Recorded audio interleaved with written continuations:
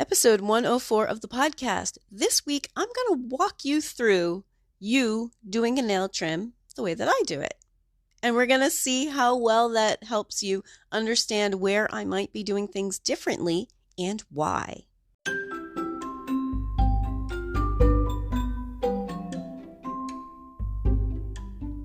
You're listening to the Creating Great Grooming Dogs podcast. I'm Chrissy Newmeyer-Smith. I'm a certified professional groomer, a certified behavior consultant for canines, a certified professional dog trainer, and the owner of Happy Critters in Nashua, New Hampshire. And this, my friends and colleagues, is the podcast where grooming and training meet.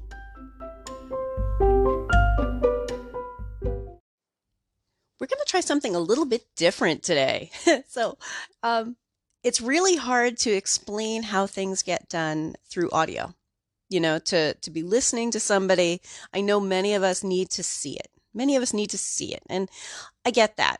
You know, we want to know exactly how something is done. So making it different today, I'm going to talk you through something as if you are doing it.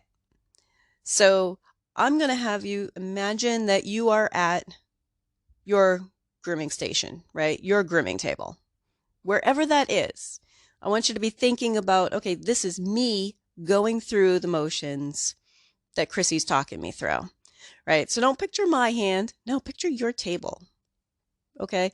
And I'm saying your table because we work in so many different types of environments that I want you to be thinking, okay, with my table, my equipment, you know, my own hands doing it, my own voice.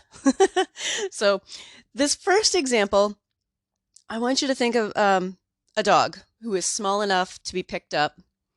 And this is just a nail trim, not dremeling, just nail trimming. And I might talk you through the process a little differently than you do, but go with it. Just go with it and figure out like, okay, picture all of these steps as we talk about it. It's going to make it really clear to you where I do things differently. And that's my hope, is that you're kind of watching this movie of yourself going through the motions in the way that I do versus in the way that you may do it. And to kind of see, and I'm going to throw some stuff out there. So here we're going to start off, like I said, picture a dog small enough for you to pick up onto your table. And I'm saying that so that you don't like already have a dog that's jumping up. Right? Or a table that's lowered all the way down, having a larger dog jump up and then raising your table. Like, nope, this is going to be a small dog. I'm just trying to make it easier so that you're not distracted by things that distracted by all the shiny objects, you know. But this is your grooming space. This is a small dog. Picture that dog. Okay. And I'm going to walk you through it. So this little dog on the floor, you're like, hey, buddy. You know, he's got loose body language. This dog is eager to look at your face. This dog is making eye contact with you. Seems pretty calm.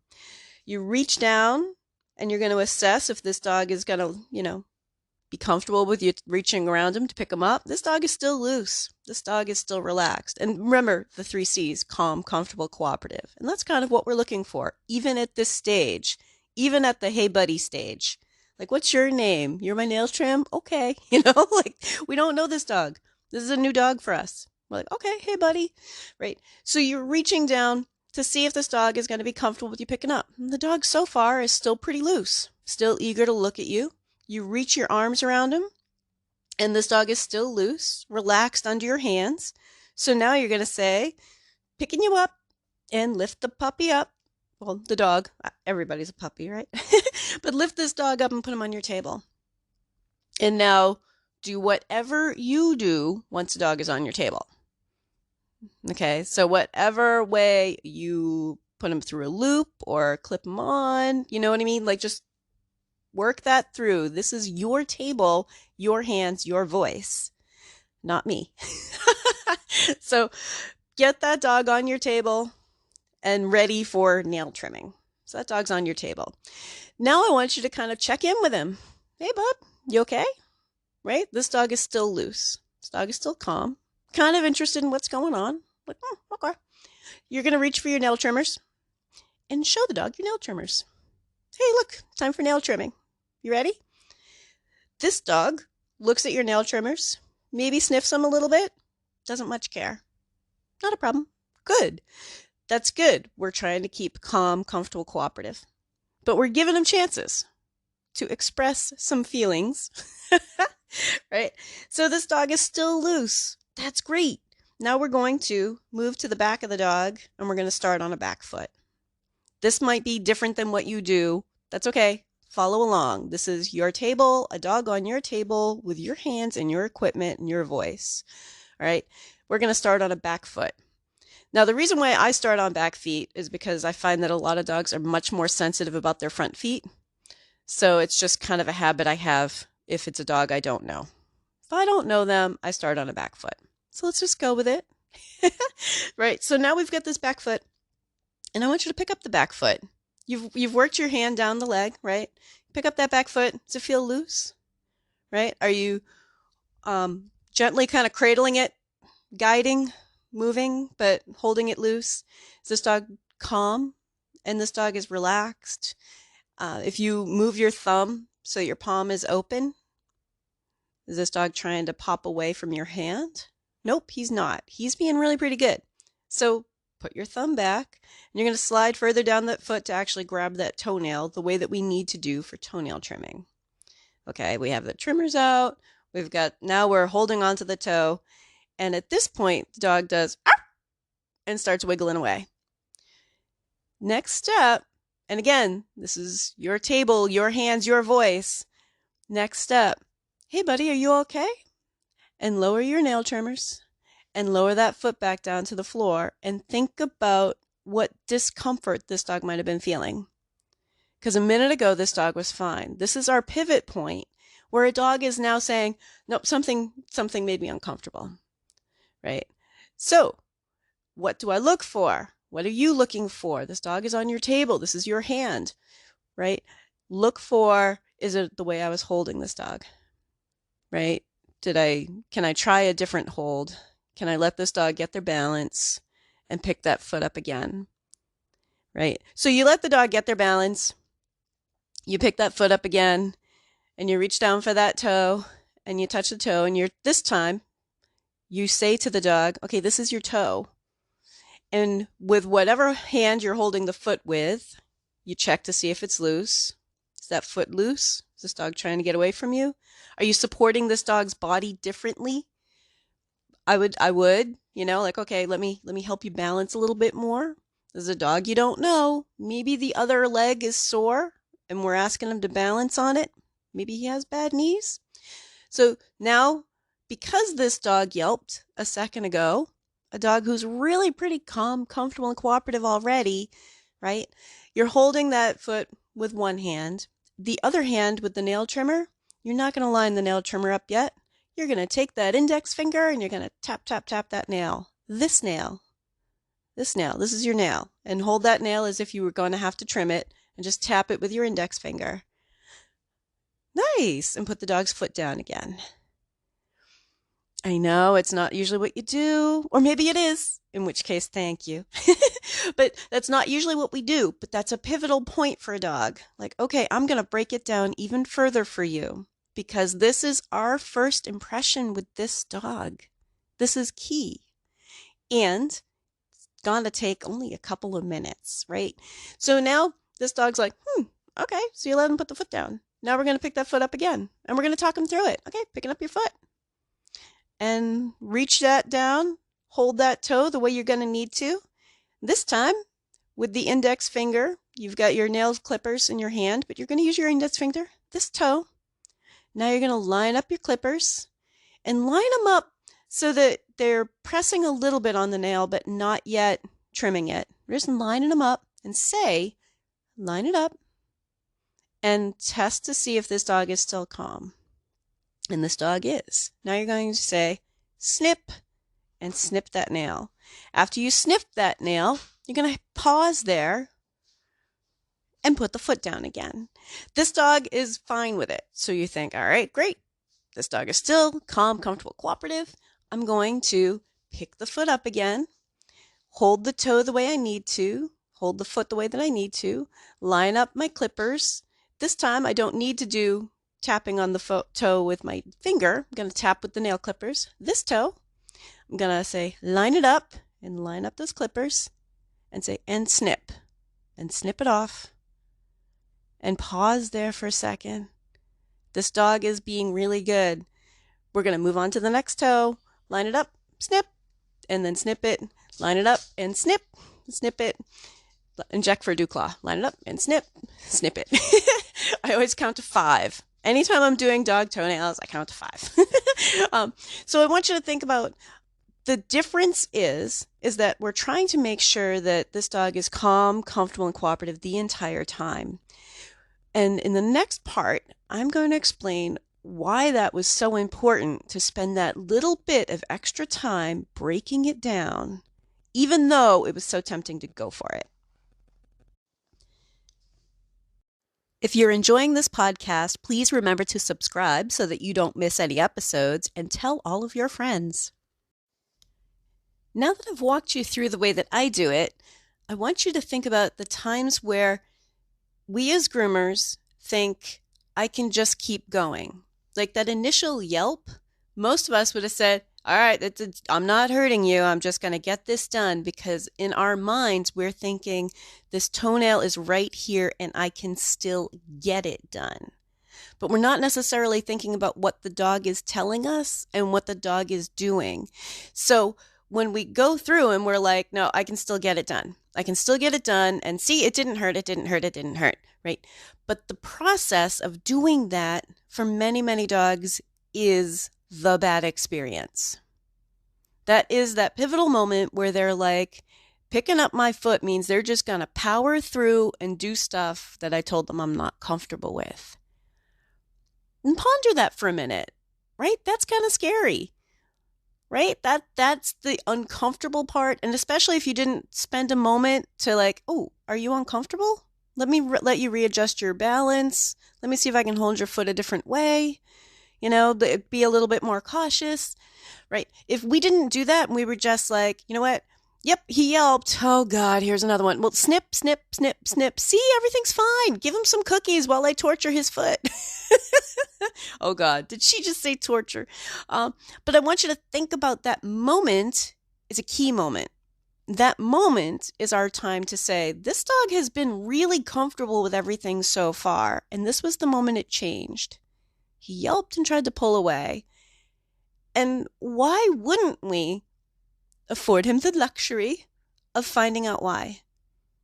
Find out why. Maybe nail trimming is something that this dog is particularly sensitive about. Maybe this dog has always been kind of like manhandled and done, even though he was wiggling and yelped, just because the last people knew that he wouldn't bite them. Right? And it's okay. It's all right, guys. We're in a safe zone here. Think about it. We've all done it. I know he's not really going to bite me. He's a nice dog. He's not going to hurt me, so I'm going to keep going. Right? I don't do things that way anymore, but God knows I did. So I want you to be thinking about the trust that we built by allowing him to readjust his body a little bit, and waiting for him to be calm, waiting for him to be comfortable with it, giving him the chance to assess what's going on, and also breaking it down into smaller steps. So the purpose of, okay, holding your foot. All right, now I'm going to hold your toe and tapping the toenail with your index finger and like this toe and assessing how he's going to be for that. That's an important part. Like, okay, maybe we're not just going for it this time. Maybe this person doesn't do nail trimming like the last person did, right? And telling them, lining it up and line up that clipper and line it up. And when you line it up on a toenail, my observation has been that when I say line it up, and I line it up and just put just enough pressure on it that the dog can feel that it's on their toenail, they seem to know if it's going to cut the quick or not. Okay. How do I verify that? I really can't. I really cannot. But I'll tell you what, they seem to know that this is in a safe spot. Because often if a dog is a little bit worried, I bring it back to something where we're not going super close to the quick. I mean, I love myself a good nail trim, but that's not the purpose if they're scared. right? The purpose is to walk them through the steps that are important, not necessarily get the nail all fiddly close, which, I mean, that's the purpose of nail trimming, but not when the dog is worried. Like, we have to get them past it because nail trimming is an important part of their life. So when you line it up and you tell them, line it up, and they're calm, and you say, snip, and then snip it off and pause there. So many dogs, if I can get them calm when I say line it up and get them used to the idea that I'm going to tell them snip, that dog changes for me. A dog who has always been bad for nails, if I can get them to be calm this whole process and I just line it up, are you ready? And snip. And pause there. It's not like a snip, dang, good, you're done. It's a snip and a pause there. And they process that and it's like, oh, that didn't hurt. Oh, that's not what I thought it was, And because we're allowing them to be calm, we're also allowing ourselves to have a gentler grip. And I want you to think about that too, because sometimes what we end up doing is a dog starts wiggling and we clamp down tighter. Now, we talk about comfort a lot, but I also want you to think about a lot of dogs, when you start touching their toes, especially if they've had really long nails, we don't know how sore those toes might be. We don't know if that dog doesn't really stretch their toes out. I know a lot of times I've seen groomers twisting a foot in a way that is really looking uncomfortable for a dog because they're trying to see a nail. And the more the dog struggles, the more likely we are to do that. So by calming everything down, it allows us to have a looser grip. It allows the dog to be more comfortable with it. And we slow it down and line it up and snip.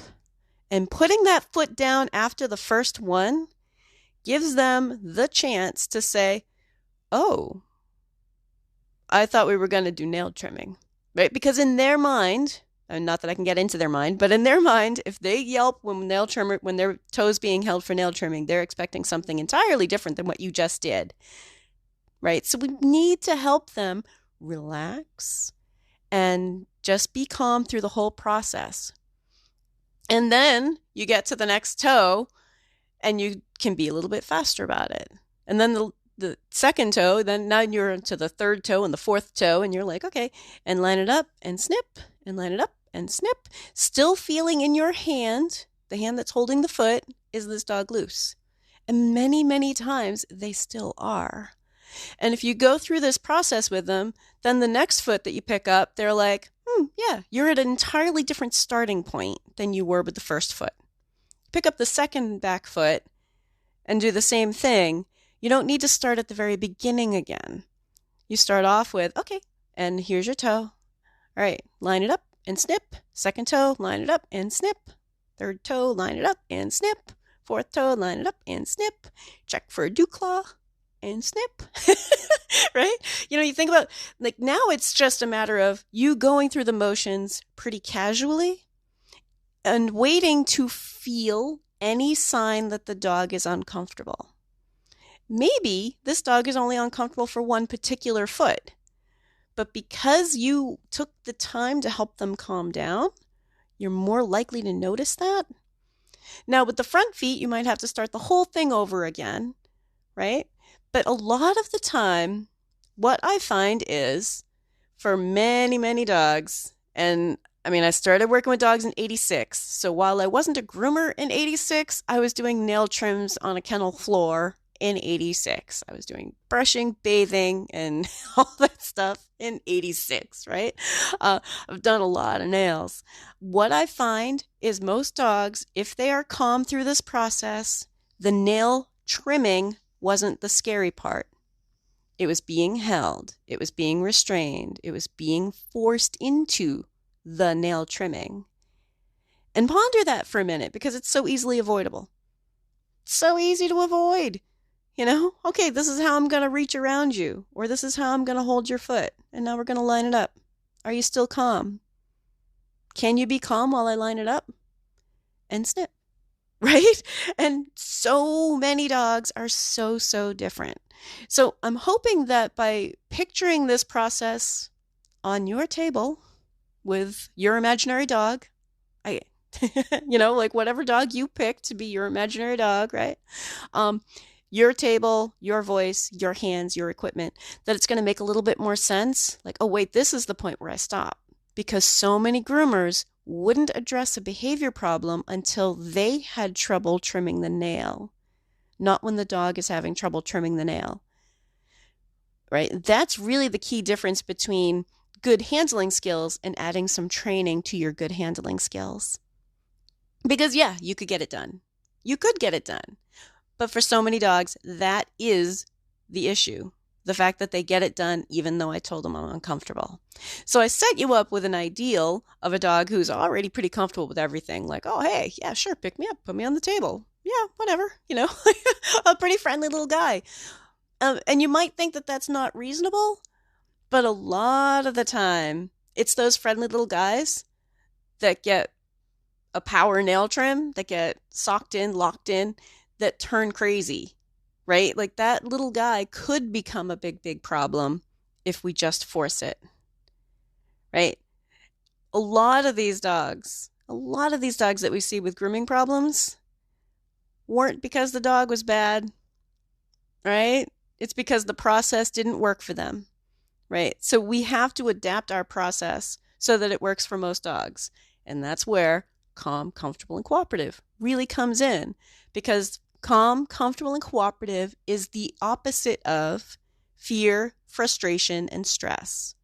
Because once a dog becomes afraid, right, think about that chemical reaction that's starting to happen. We have adrenaline, we have fight or flight, we have epinephrine levels, we have cortisol levels. Like there's a chemical reaction happening in that dog's body telling them to make their heart beat faster, their lungs go faster, bring more blood to the muscles so that they can act, right? We don't want any of that.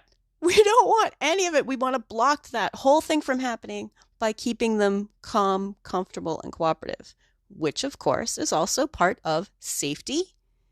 A dog who's calm, comfortable, and cooperative, you are less likely to nick that nail because you actually took the time to say, okay, and line it up and snip, right? Not real likely you're going to quick that nail, So I want you to think about the different way of doing it, but also picture yourself doing it and think about where you would do things differently and why I'm trying to guide you in a different direction. If you'd like more information, you can find me at Chrissy@happycritters.net, happycrittersdogtraining.com, or you can join the Facebook group Creating Great Grooming Dogs podcast or the Facebook page Creating Great Grooming Dogs. I really look forward to hearing from you.